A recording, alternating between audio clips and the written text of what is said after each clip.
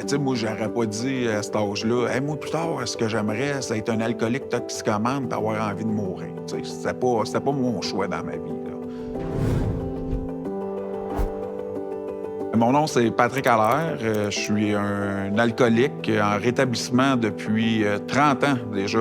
Et aussi ancien résident de la maison Jean Lapointe. J'ai été bénévole aussi pendant 4 ans. Je travaille à l'emploi de la maison depuis 23 ans là, déjà.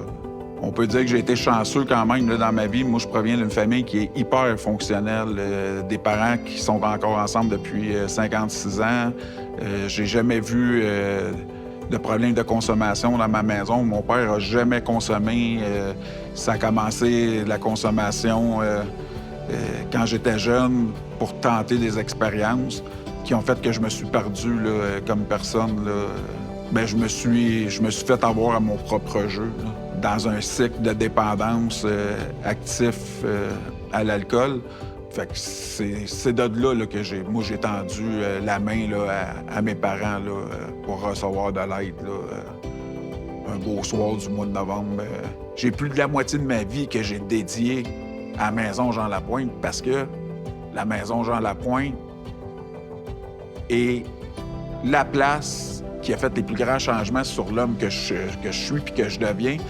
On est dans des écoles, on s'implique partout dans la société québécoise. Puis je pense que ça, c'est porteur. Quand je travaille avec la clientèle de la maison Jean Lapointe ou que je parle à des gens qui ont une dépendance, leur face change tout le temps. Quand je dis ça, je dis tout le temps, moi, l'affaire la plus facile que j'ai eu à faire dans ma vie, c'est d'arrêter de consommer. Mais de changer ma façon de penser, de me dire, oh, je suis stressé à soir, là, il me semble que j'en mériterais une petite bière. Là. Ça, c'est bien plus dur à changer. C'est changer notre façon d'être, notre mode de vie. Disons ma colère, disons que je tombe en colère. Il a fallu que je travaille sur ma colère, parce que sinon ça m'empoisonnait. J'aurais jamais pu être un père responsable et aimant en étant en consommation. Moi et ma conjointe, qui est un autre cadeau du rétablissement, ça, elle serait très, très, très contente d'entendre ça. Là, je dis là, que c'est un cadeau du rétablissement. On a décidé ensemble d'avoir une famille. Je peux voir mes enfants, je peux être avec mes enfants, je peux les aimer. Fait que, tu sais, il y a beaucoup de cadeaux du rétablissement. Mais ça, c'est quelque chose qui me tient à cœur. Est-ce que ma vie, c'est un conte de fées? Certainement pas. Est-ce que j'ai des peines, des fois, de la colère, des déceptions? À toutes les années. Mais qu'est-ce que je fais avec ça? Ça, c'est une autre chose.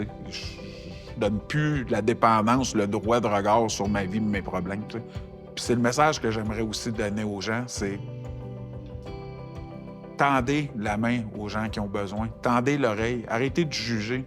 Fait que d'avoir un peu plus d'empathie, puis des fois juste de dire « je suis là ». Moi, je suis là pour toi.